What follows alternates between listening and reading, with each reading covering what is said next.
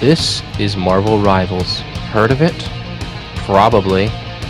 It's kind of the hottest hero shooter on the market right now. And for good reason, too.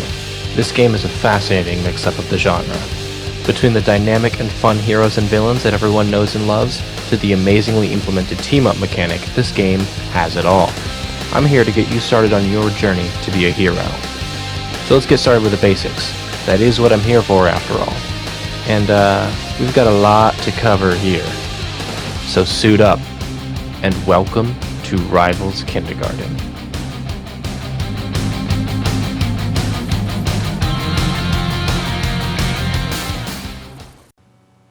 So as you can see, my kindergarten videos are going to be a little bit different this time, and I'm going to explain to you why. Normally, I go in depth about the roles, and in depth is a generous word. I just touch on the roles and the characters in the roles and what they do and what they can do and how to use them in their most basic form. I'm still kind of going to be doing that, except I'm formatting this one a little differently, because there is the traditional, 5v5, 6v6 hero shooter format of tank, DPS, support, except in this game they're known as Vanguard, Duelist, and Strategist. The issue with that comes down to there are a lot of DPS. That video is going to be 8 years long if I do it. So what I'm doing in this run of Kindergarten is, instead of basing it into roles, we're going to be going into compositions.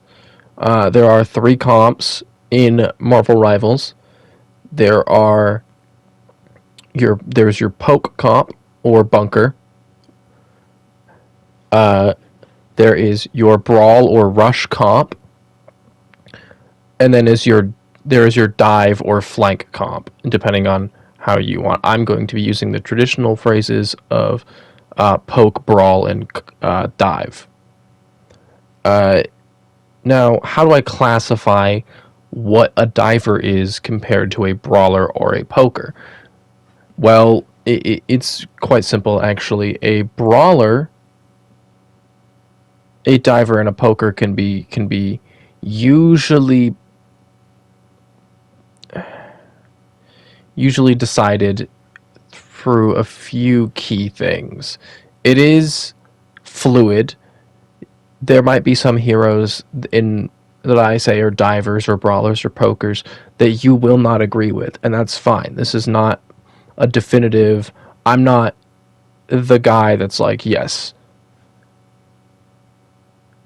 Storm is a brawl hero. I think she is, but I'm not that guy. Because Storm has a lot of poke tools, so she could go into poke as well. That brings it to the second point. Some of them will have some hybrid classifications, but I will put them in the main comp that I think they're going to belong in. Anyway, this is unscripted, which is also abnormal. For kindergarten videos, usually I have them scripted. This one is not. I don't know if it shows. Yeah, how do I classify what a diver is compared to a brawler or a poker? Let's start with dive, right? Dive heroes typically have a lot of movement, typically are geared towards engaging and disengaging from fights. That means getting in, getting a pick or a kill, and getting out quickly. They're traditionally flankers and go for the squishy heroes. So people with like 300 and less HP. Brawl heroes typically have a lot of survivability and excel in close range fights. Now, a lot of the heroes in this game are melee based, so it's a little wishy-washy. I put some melee heroes in dive. But brawl also, what separates a brawl from a dive is brawl doesn't necessarily mean melee, it means just close range. For example, Reaper from Overwatch is considered a brawl hero. He's not melee. Why is he a brawl? He has shotguns. He excels in close range. Same with Symmetra or Zarya. They excel in close range.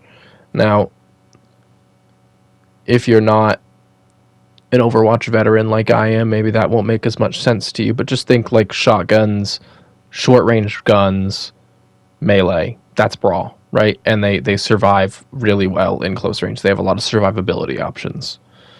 Poke heroes typically excel at mid to long range. They usually have very poor mobility, and are very susceptible to dive. Now, in this game, a lot of the poke heroes have a survivability option, like a movement ability, like a heal, like a crowd control tool. And they usually use that to keep themselves safe. Now, that's the case in games like Overwatch as well. Like, there are some poke heroes in Overwatch who have a crowd control tool or a survivability option or a getaway option. But most of the time in other games, that's not the case. In this game, it is. A lot of them do have survivability.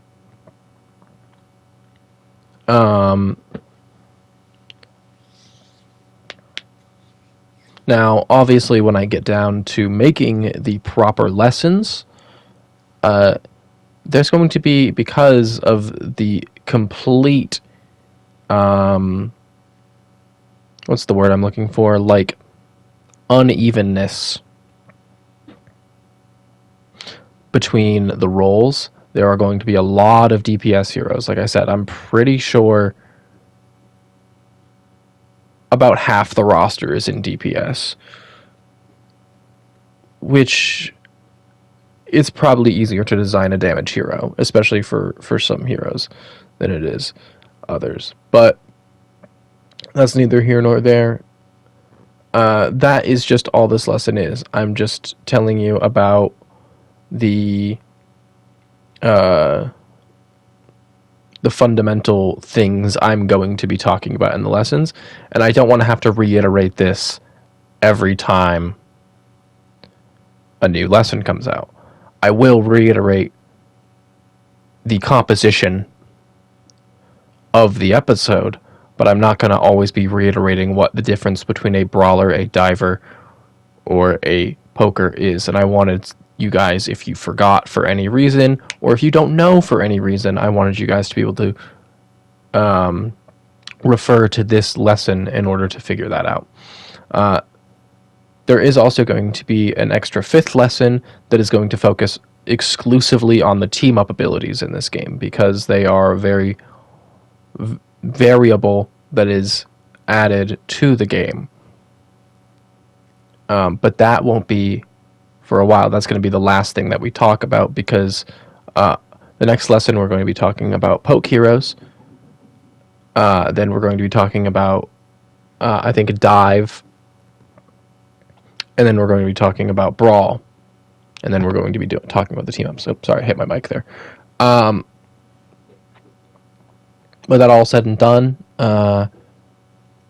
thank you for watching the video.